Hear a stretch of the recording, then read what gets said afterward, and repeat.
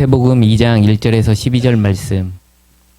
헤로드 왕 때에 예수께서 유대 베들레헴에서 나심에 동방으로부터 박사들이 예루살렘에 이르러 말하되 유대인의 왕으로 나신 이가 어디 계시뇨? 우리가 동방에서 그의 별을 보고 그에게 경배하러 왔노라 하니 헤로드 왕과 온 예루살렘이 듣고 소동한지라. 왕이 모든 대제사장과 백성의 서기관들을 모아 그리스도가 어디서 나겠느냐 물으니 가로되 유대 베들레헴이오니 이는 선지자로 이렇게 기록된 바 또 유대 땅 베들레헴아 너는 유대 고을 중에 가장 작지 아니하도다. 내게서 한 다스리는 자가 나와서 내 백성 이스라엘의 목자가 되리라 하였음이니라. 이에 헤롯이 가만히 박사들을 불러 별이 나타난 때를 자세히 묻고 베들레헴으로 보내며 이르되 가서 아기에 대하여 자세히 알아보고 찾거든 내게 고하여 나도 가서 그에게 경배하게 하라.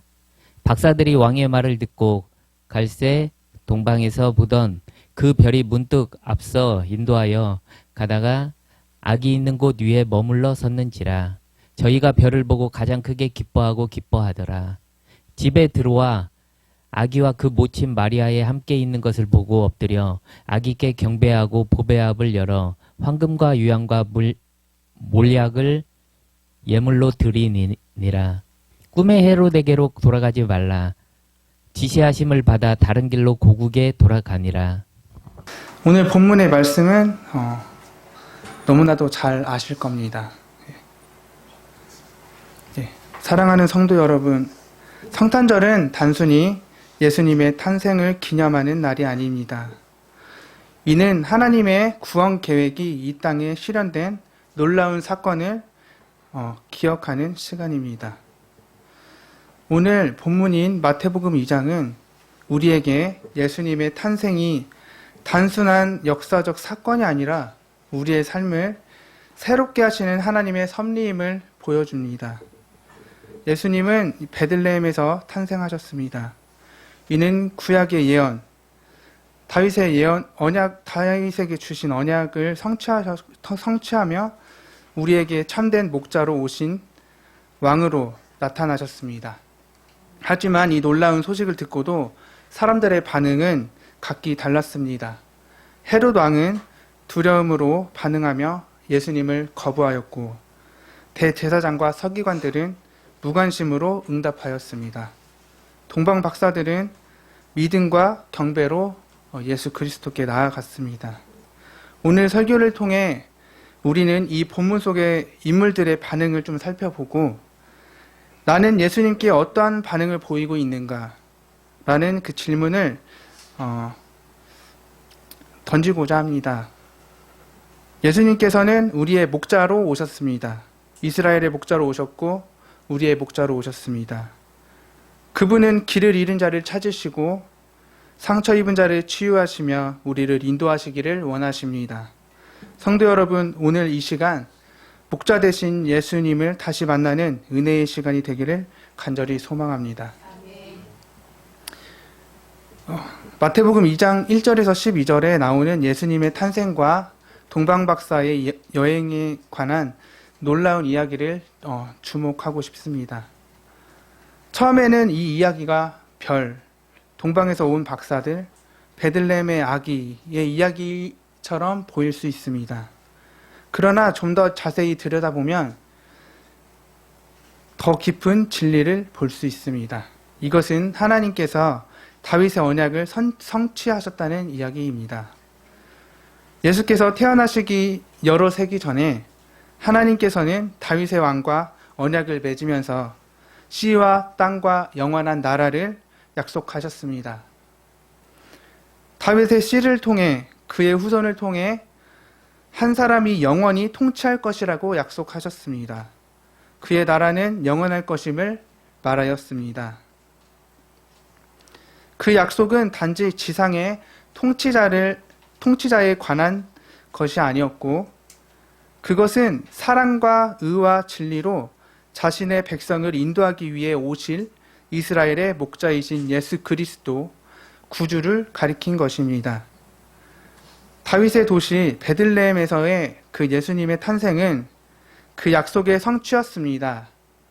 그분의 탄생은 우연한 사건이 아니라 역사 전반에 걸쳐 짜여진 하나님의 완전한 계획의 일부였습니다. 동방 박사들이 예수님을 숭배하는 여정과 다윗의 언약의 성취는 우리에게 하나님이 신실하시고 말씀하신 것에 대하여 반드시 성취하신다는 그 사실을 일깨워 줍니다. 그분은 약속하신 것을 언제나 성취하십니다. 오늘 우리는 이 이야기를 묵상하면서 예수님의 왕권에 대한 두 가지 반응을 보게 될 것입니다. 첫째는 왕을 경배하기 위해 먼 길을 갔던 동방박사의 신앙에 대해서, 그리고 예수님을 자신의 권력에 대한 위협으로 본 헤롯의 왕에 대한 두려움에 대해서 아마 두 가지 반응을 보게 될 것입니다. 이에 대조적으로 우리는 우리 자신의 마음을 한번 살펴보아야 할 것입니다. 우리는 동방박사처럼 예수님을 예배하며 우리의 최선을 다하고 있는가? 아니면 우리는 헤롯처럼 통제에 매달리며 우리 삶에서 그분의 통치에 대해서 저항하고 있는가?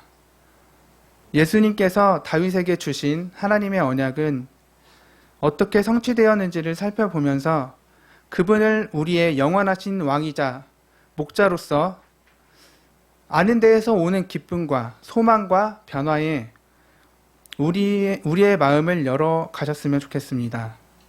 이 메시지가 우리에게 하나님의 신실하심을 신뢰하고 우리의 모든 것을 다해 그분을 예배하도록 영감을 주시기를 바랍니다.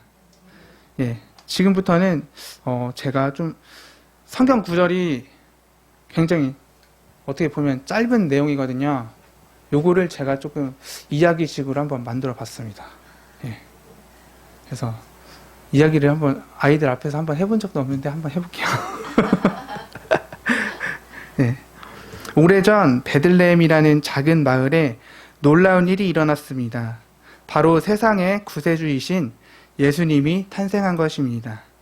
그러나 그분은 큰 궁전이나 부유한 집에서 태어나지 않으셨습니다.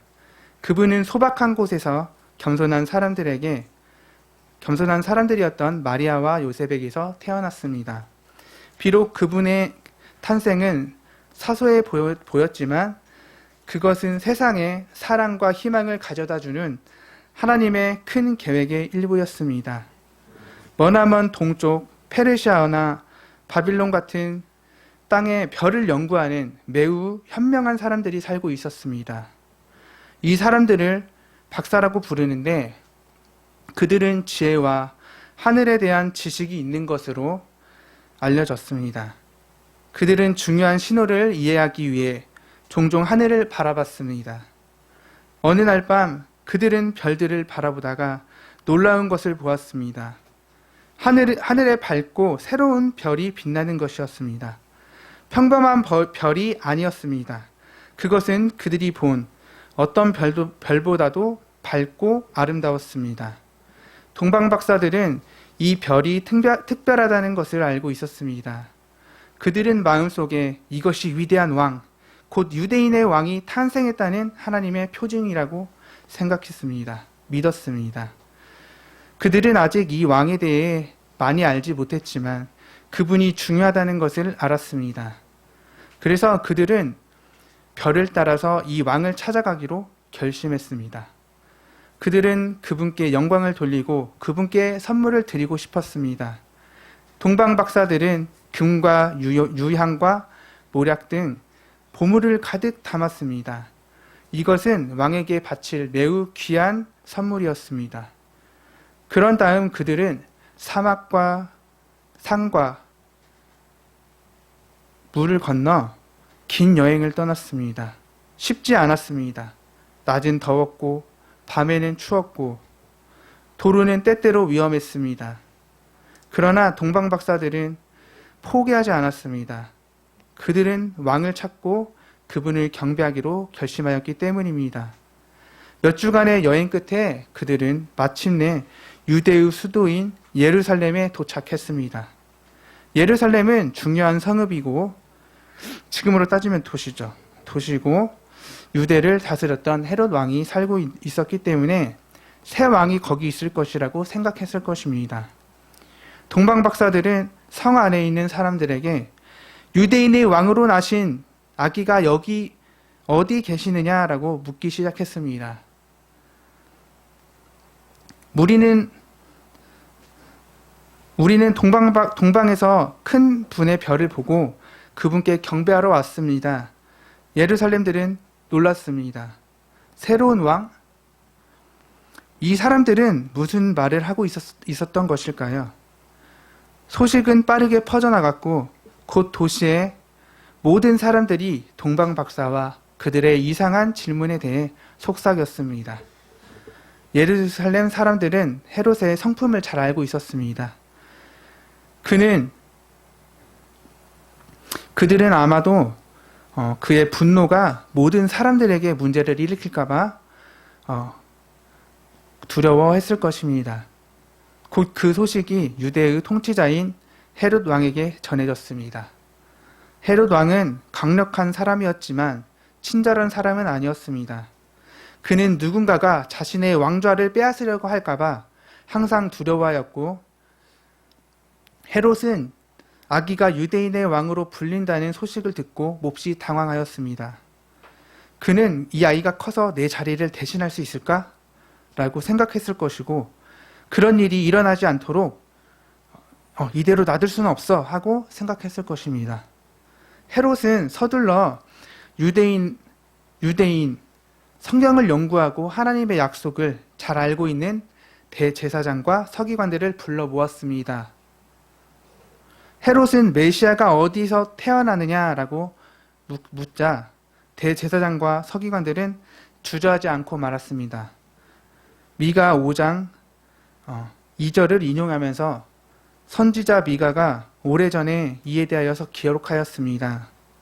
그분은 메시아가 유대의 작은 마을인 베들레헴에서 탄생할 것이라고 말씀하셨습니다. 베들레헴은 작지만 하나님께서 당신의 백성을 목양할 위대한 통치자의 탄생지로 베들레헴을 선택하셨습니다. 라고 말했습니다. 헤롯은 여전히 친절한 척했지만 박사들을 불러서 모임을 가졌습니다. 그는 누구도 의심하지 않고 가능한 한 많은 정보를 수집하려고 했습니다. 그는 동방 박사들에게 언제 그 별을 처음 보았습니까? 라고 물었습니다. 동방 박사들은 별이 나타난 때를 그에게 일러주었고, 그 이를 통해 헤롯은 그 아이가 몇 살 정도인지를 짐작할 수 있었습니다. 그러나 헤롯은 예수님을 경배하는 데에 관심이 없었습니다. 그는 그분을 맞고 싶었습니다. 헤롯은 아기를 자신의 권력에 대한 위협으로 보고 이미 그분을 해칠 계획을 세우고 있었습니다. 동방 박사들이 이 질문에 대답한 뒤 헤롯은 이렇게 말했습니다. 베들레헴으로 가서 아기에 대해서 자세히 알아보십시오. 너희가 그를 찾거든 돌아와서 나에게도 가서 그에게 경배하게 하라 라고 말했습니다. 그러나 헤롯은 그런 뜻이 아니었습니다. 그는 박사들을 속여서 자신이 예수님께로 인도하여 그 아이를 해칠 수 있게 하기를 원했습니다. 동방 박사들은 헤롯 왕을 떠난 뒤 여행을 계속하고 싶은 열망이 느꼈습니다. 그들은 그것을 찾고 있던 특별한 왕이 베들레헴에 있다는 사실을 알게 되었고, 그들은 여행하면서 밤하늘을 올려다 보았는데 거기에 별이 있었습니다. 그들이 동방에서 보았던 그 작은 밝은 별이 다시 나타나 밝게 빛나고 있었습니다. 동방 박사들은 놀라고 매우 흥분했습니다. 별은 안내자처럼 그들보다 앞서 움직여 그들을 올바른 길로 인도했습니다. 그들은 한 걸음 한 걸음 별이 멈출 때까지 별을 따라갔습니다. 그것은 작은 집 위에 맴돌았습니다. 동방 박사들은 그들이 도착했다는 것을 알았습니다. 이곳은 특별한 왕이 있었던 곳이었습니다. 별이 멈췄을 때 그들의 마음은 기쁨으로 가득 찼습니다. 너무나 큰 기쁨으로 그들은 미소를 짓고 축하하지 않을 수 없었습니다. 그렇게 먼 길을 지나 사막과 산을 지나 그들이 찾고 있던 왕을 만나러 갔습니다. 별은 하나님의 인도하심을 상징합니다. 동방박사들을 예수님께로 인도하신 것처럼 하나님께서는 진심으로 그분을 찾는 자들을 인도하십니다. 동방박사의 기쁨은 그들이 여행을 얼마나 소중히 여겼는지를 대해서 또 보여줍니다. 길고 힘든 여행 끝에 그들은 예수님을 발견하고 기뻐했습니다. 그들의 기쁨은 헤롯의 두려움과 예루살렘의 지도자들의 무관심과는 대조됩니다. 동방박사들은 조심스럽게 집 안으로 들어갔습니다. 그 안에는 그들의 어머니 마리아와 함께 있는 어린아이를 보았습니다. 이 아이는 바로 예수님이었습니다. 비록 예수님이 작았지만 동방박사들은 그분이 평범한 아이가 아니라는 것을 알았습니다. 그들은 그분 앞에 무릎을 꿇고 땅에 엎드려 절했습니다. 이것이 그들이 존경과 숭배를 표현하는 방법이었습니다. 그들은 당신은 왕이시며 우리는 당신을 존경합니다 라고 말했습니다. 동방박사들은 보물상자를 열어 예수님께 3가지 특별한 선물을 드렸습니다. 금과 유향과 모략을 드렸습니다. 금은 예수님의 왕권을 상징합니다. 예수님께서는 왕이셨고 금은 왕에게 바치는 선물이었습니다. 유향은 예수님의 신성을 상징합니다. 예배에 사용되는 향기로운 향입니다. 왜냐하면 예수님은 하나님이시며 예배를 받으시기에 합당하신 분이시기 때문입니다. 모략은 예수님의 희생과 죽음을 예고합니다.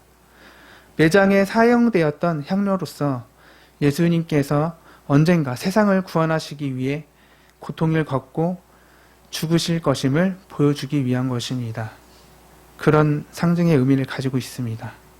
마리아는 이 중요한 사람들이 자신의 어린아이를 숭배하는 것을 보고 지켜보았습니다. 그녀는 자신의 아들이 얼마나 특별한 존재인지를 알고 이 순간 마음속에 소중히 여기게 되었습니다. 예수님은 단지 그녀의 아기가 아니었습니다. 그분은 세상의 구주셨기 때문입니다. 동방 박사들은 예수님을 방문하며 그분께 귀중한 예물을 드린 후에 밤을 지냈습니다. 그들이 자고 있을 때에 놀라운 일이 일어났습니다. 하나님이 꿈에서 그들에게 말씀하신 것입니다. 꿈에서 하나님은 그들에게 헤롯 왕에게로 돌아가지 말라. 그는 자신이 말한 대로 예수님을 예배할 계획이 없다. 그 사람은 이 아이를 해를 끼치고 싶어 한다. 라고 말합니다. 동방박사들은 하나님의 경고를 믿었습니다. 잠에서 깨어난 그들은 다른 길을 택해 고국으로 돌아가게 되었습니다. 이 길은 더 멀고 험난했지만 그들은 예수님을 안전하게 지키고 싶어 했습니다. 그리고 순종했습니다. 동방박사들은 헤롯에게 예수님을 어디서 찾을지 말하지 않고 조용히 베들레헴을 떠나 집으로 돌아갔습니다. 여행은 끝났지만 동방박사들은 마음속에 기쁨을 느꼈습니다. 그들은 자신들이 옳은 일을 했다는 것을 알았습니다. 그들은 참 왕인 그 왕을 숭배하고 하나님의 지시를 따랐습니다. 고대의 사람들은 꿈이 하나님께서 그들에게 말씀하시는 수단이라고 믿었습니다.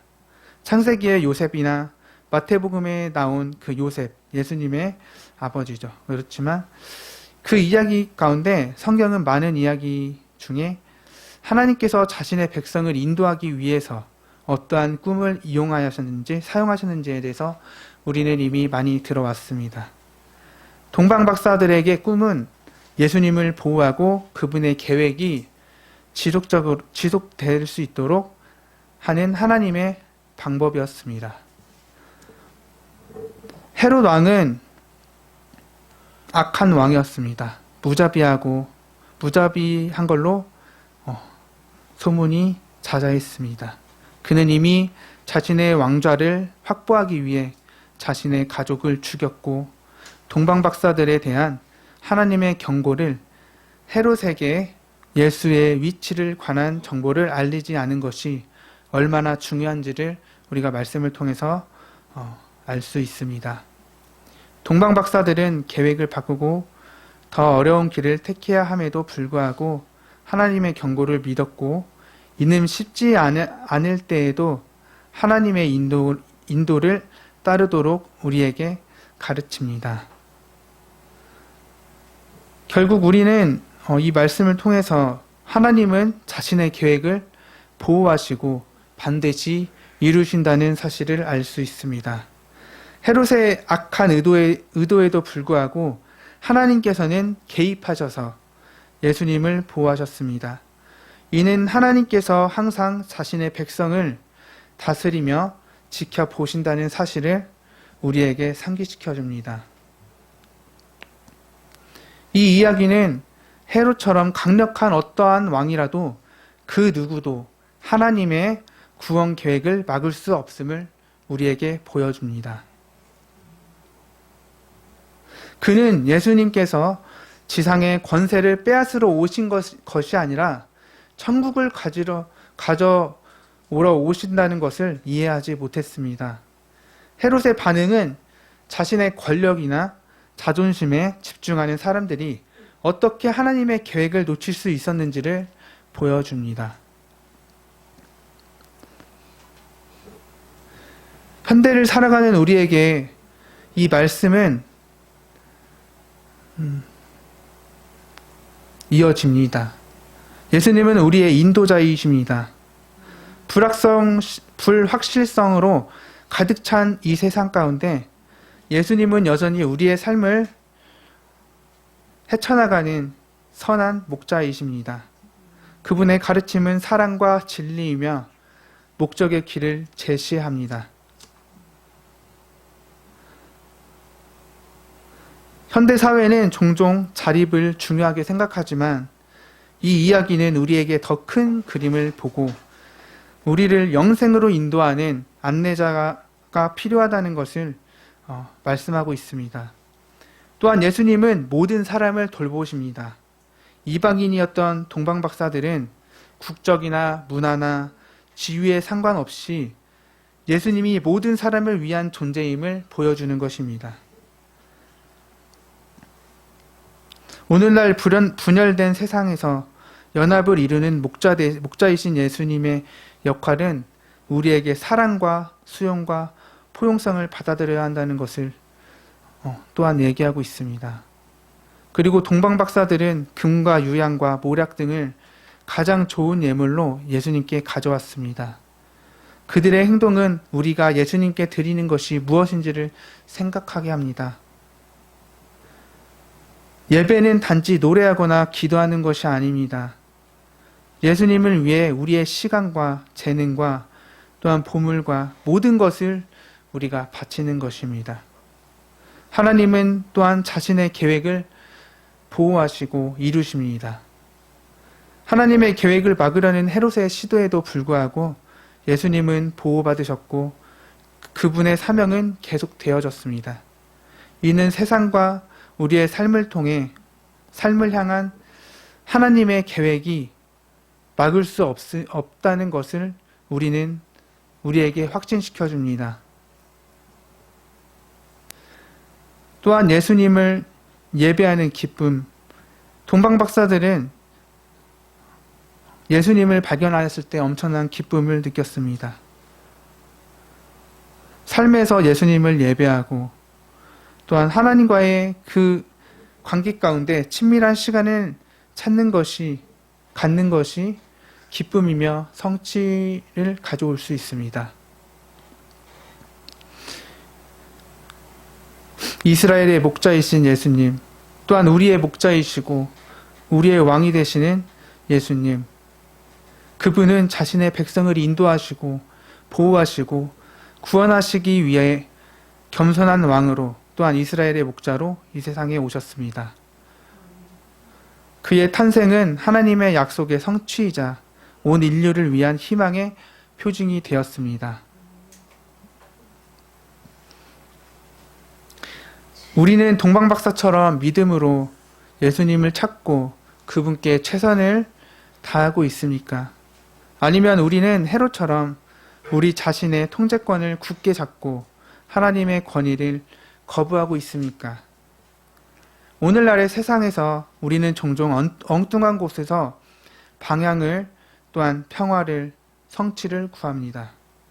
이 이야기는 예수님이 우리가 그분을 믿을 때 이 모든 필요를 충족시키는 선한 목자이심을 또한 상기시켜주고 있습니다.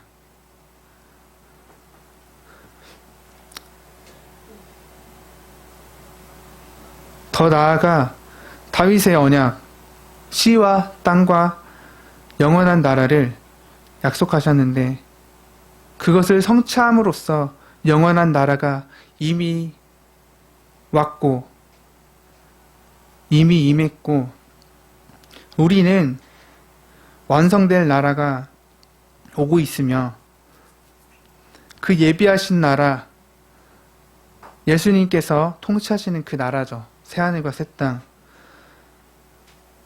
그것을 누리는 자녀들 되시기를 바랍니다. 이 세상을 바라보지 않고 영원한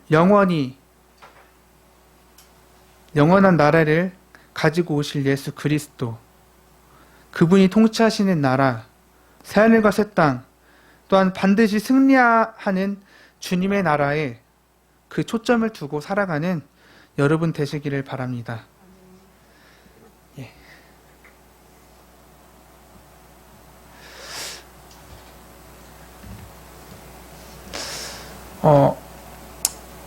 처음으로 한번 시도해봤습니다. 예. 참,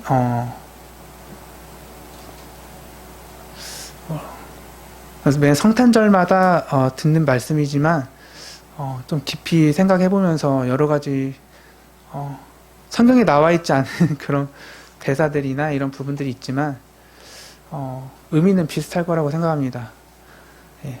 다윗에게 주신 언약, 그것이 지금 우리 현대 사회에서도 여러분들 각각 다 해당되신다는 것을 기억하시고 이미 예수님께서는 오셨고 우리를 위하여서 십자가에 못 박히셨고 우리의 죄를 담당하셨잖아요. 예. 그리고 승천하셨습니다. 이제 앞으로 여러 환난과 고난과 역경의 날들이 있겠지만 그 뒤에서 역사하시는 우리 주 하나님을 바라보면서 그 계획하심을 바라보면서 우리가 예비하신 새하늘과 새 땅, 예수님께서 통치하시는 그 주권의 나라에 들어갈 수 있도록 우리의 믿음을 잃지 않고 굳건하게 믿음을 지켜나가셨으면 좋겠습니다. 예. 주여! 주여! 주여! 아버지 하나님 감사합니다. 아버지 하나님 감사합니다. 하나님 오늘은 기쁜 날이고 즐거운 날이고 행복의 날이고 큰 기쁨의 소식의 날입니다. 그런데 우리는 늘 세상에서 물질적인 것, 정욕적인 것, 이생의 자랑, 아버지 하나님 내 명예, 이름 이런 것만 가지고 아버지 하나님 저희들은 지금 아버지 하나님 지금 이 세상의 행복이라고 좋은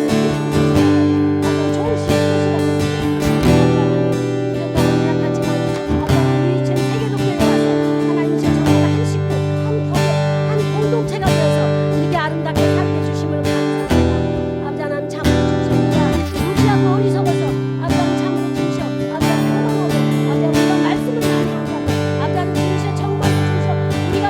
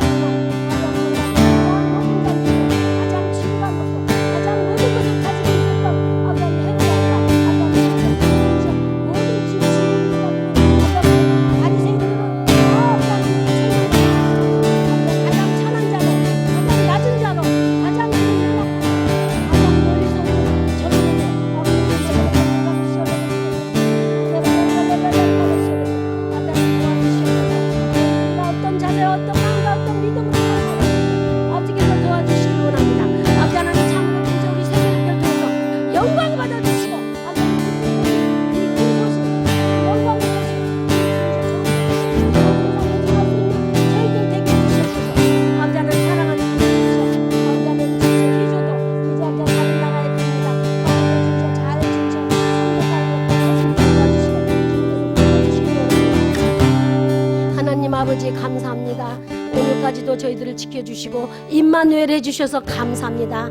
우리와 함께 하시나 하나님 아버지, 언제까지 주님 나라 갈 때까지 우리와 함께 해주심을 약속하신 하나님 감사합니다. 언약의 하나님, 약속의 하나님은 절대로 신실하신 하나님은 한 번 약속하신 몇천 년 전의 일을 그대로 이루셔서 우리에게 주님 구세주를 보내주겠다 약속하신 일 그대로 이루셨고, 성경대로 주님 오셔서 성경대로 우리를 위해서 십자가에 죽으시고, 성경대로 주님 부활하시고, 성경대로 하나님 나라에 가셔서 우리를 위해서 기도하고 계십니다. 그 영광의 주님, 모든 입이, 모든 이름이, 모든 무릎이 주 예수 이름 앞에, 주 예수님 앞에 무릎 꿇게 하옵소서. 예수님 외에는 주님 구원이 없다는 것을 알게 하시고, 우리의 행위나 우리의 어떤 걸로 구원받는 것이 아니라 우리의 의로움으로 주님 아버지 하나님 구원받는 게 아니라 우리 주님 예수 그리스도 이름으로 그 어린 아기 예수로 이 땅에 오셨습니다. 아버지 하나님, 왜 구유통에서 주님이셔 탄생하게 하셨냐면 짐승이 먹는 먹이통입니다. 우리 짐승같이 이 존귀의 전하 깨닫지 못하면 멸망하는 짐승이라고 했는데, 짐승같이 사는 인간들에게 예수님이 우리의 지금 생명의 떡으로 먹이러 오셨습니다. 그래서 우리를 생명의 떡으로 우리 인간들에게, 짐승 같은 우리에게 먹여주셔서 이 말씀, 생명의 떡이요 생수이신 말씀을 먹고 우리가 살아나고 우리가 영생을 얻어서 주님 앞에 갈 수 있게 해주심을 감사합니다. 아버지, 좋은 소식, 큰 소식, 기쁜 소식을 우리에게 허락해 주셨는데 우리는 늘 우울하고, 하나님 우리의 육신적인 거, 물질적인 거, 세상적인 거, 쾌락만 쫓아가지 않고 주님 예수 그리스도가 바로 우리의 주님 영원한 기업이요, 우리의 영원한 주님 생명이요, 예수님만 우리의 큰 소식이라는 것을 깨닫고 나아가는 우리 세계력교회 교인들이 다 되게 해주시고, 앞으로 주님 온 세계에 살릴 귀한 주님 큰 기쁨의 소식통들이 다 되게 하옵소서. 주님, 어린 주님이시 우리 주하에서부터 우리 유순행 권사님까지 또 우리 목사님 부부와 주님 이곳에서 오랫동안 양육받은 귀한 주님 성도들에게 다 하늘의 복, 땅의 복, 모든 주님 영의 복, 육의 복 다 허락하시며, 특별히 신령한 주님 성령님의 함께하시는 성령의 복을 허락하옵소서. 오늘도 모든 영광 돌립니다. 곳곳에서 주님께 영광 돌리고 큰 소식, 기쁜 소식을 하나님께 알리는 것이 아니라 자기들만 좋다고 하고 자기들만 펄딱펄딱 뛰놀다가 그냥 끝나는 시간 되지 않게 하시고 영원토록 하나님께 영광 돌리는 기쁜 날 되게 하옵소서. 예수 그리스도의 탄생을 축하합니다. 감사합니다. 하나님께는 영광이요 우리에게는 평화가 임하게 하신 예수 그리스도 이름으로 감사하며 기도드리옵나이다. 아멘. 주 예수 그리스도의 은혜와 하나님의 극진하신 사랑과 성령님의 내주 교통 충만 역사하심이 성탄절 주의 전에 나와 예배하는 성도들 버리버리 우애와 성도의 개인 가정과 사업장 우애와 세계력교 위에 징후로부터 영원까지 함께 있을지어다.